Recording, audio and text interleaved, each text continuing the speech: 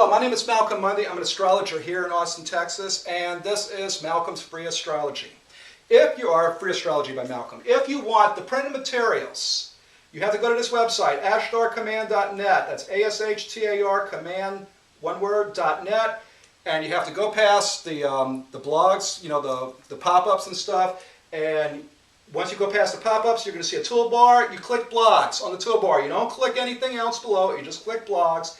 Then you're going to type in astrology, where it's going to be they're going to have a little magnifying glass with a space here below a spot that says spiritual blogs. You type in astrology, click on the magnifying glass, and then you look for my ugly mug with the word free next to it. And you can get the printed materials needed for this. Otherwise, you get to hear my ugly voice and see my ugly face do this.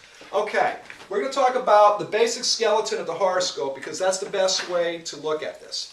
First off, we're going to talk about the midheaven. The midheaven is, or the media coli, that's what MC stands for. That's the point in the sky right above you. This represents your reputation, your goal in life. What you're going to be known for in this lifetime is the best way to think of this. And if you have any planets or important stars near this point or on this point, it's going to define how you're going to be remembered by others in this lifetime, as well as what you may do in this lifetime that's going to be part of your goal in life. The ascendant is the eastern horizon point. This represents your appearance, how you physically look before others. The particular sign can usually define aspects of the appearance. For instance, Sagittarius rising, I notice people usually have big deer-like eyes with that. People who have Scorpio rising, like myself, we have the look of the eagle or the look of the snake. Fidel Castro has this. Clint Eastwood has Scorpio rising, so does golfer Jack Nicklaus and Vladimir Lenin. We all have Scorpio rising, and we have the look of the eagle or the snake, depending upon how you think of me or those other people I mentioned. The descendant is the western horizon point. This represents important one-on-one conflicts with people that you have to undergo in this lifetime, and it represents direct one-on-one confrontations with areas of important points in the horoscope that you may have to work with that can either have important consequences in terms of how you're going to achieve your goal in life or preventing you from achieving your goal in life. The IC or immunocoli, or the nadir as they call it, this represents challenges and possible conflicts with your reputation, which is represented by the midheaven. It doesn't necessarily mean conflicts in a negative way, but just represents challenges and things that you have to work with in order to achieve whatever it is that you want to achieve in life. Okay, we come to the first house. The first house is the house of expression. It's how one responds to others in the environment, how one physically responds to situations in the environment, and how one responds to extremes in the environment. It can represent physical health for this reason and the ability to do tasks from a physical perspective as opposed to a mental perspective. And it can also indicate your general size and your general weaknesses in terms of the ability to express oneself in the environment. Second house is the changes in your financial situation. It's not the bank account, it's not investments, it's changes in those areas. It represents what you do with money. It can represent increases in wealth because of what you did with your investments, but those particular changes and fluctuations and what you do about those fluctuations and changes, i.e. buy a Lamborghini, i.e. buy a new iPod, whatever, it's what you do with those things that's going to define the second house. Third house is the house of communication, thinking, and debatability. It's primarily thinking. It can represent experiences from the childhood and childhood experiences in school or home. It can also represent short-distance travels and events in the course of short-distance travels. But primarily it's thinking, communicating, and those areas of curiosity that you seek so that you can think about, to analyze, and so forth. Especially if it's influenced by the media.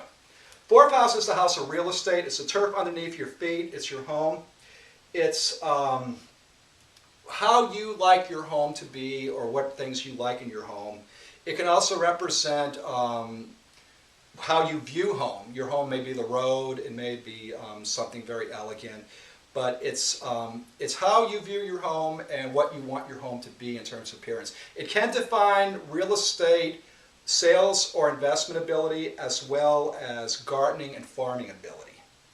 Fifth house is the house of amusements and recreation, what we like to do for leisure. It also represents children, speculation, and show business. Sixth house represents critical skills that we have, that we use in our profession, and our ability to receive criticism from others who are simply better at it than we are. It can represent little acute conflicts and accidents that can affect your health. But the first house, I would think, is primarily your physical health in terms of a chronic basis, whereas 6 is probably more acute in little areas that are temporary roadblocks in terms of your health picture. Seventh house is the house of legal aspects and one-on-one confrontations. It's also the house, it's how you relate to others in terms of a business and intimate perspective. It is the house of marriage, it's also the house of divorce, but it rules those things, how you work with people close to you. So hence it rules corporations, it rules partnerships, and yes, it does rule court proceedings in areas where you're forced to work with someone else for some kind of purpose, just as working in a corporation or partnership is important because you're working for someone else. Eighth house is the house of the bank accounts and investments, and your net worth, that is none of anyone's business. It's sexual activity, occult activities, and general psychological health, which are also usually none of anyone's business. It's those areas of secrets that you hold secret, but you also have to be aware of how to work with such to improve, so that you can get along with others as well as get along with yourself. It does rule death, and planets here can define how a person may die, but primarily it's more about how one views the aspect of death itself as opposed to how one may die. The ninth house is the house of philosophy, religion, political leanings, and so forth. This is where your political philosophy may be defined. It's also how you view religion and world ideologies from a big, broad perspective. And as a result, it can rule world travel as well.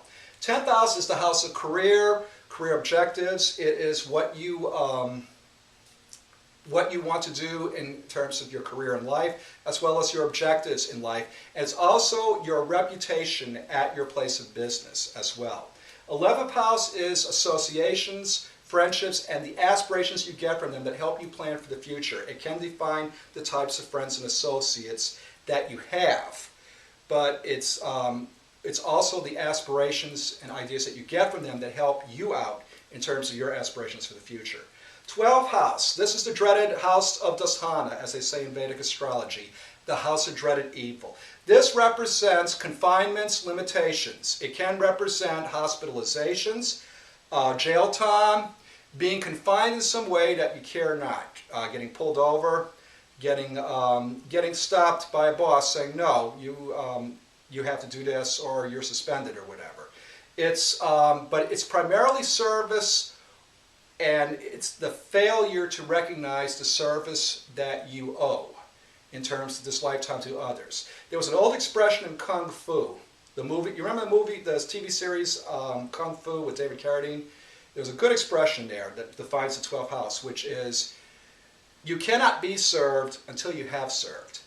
And that is the meaning of the 12th house.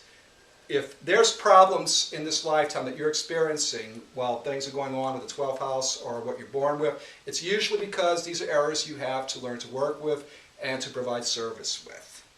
And none of us like to do free service, but it's unfortunately a possibility in this lifetime. Okay, that's it for now. Let's go on to planets.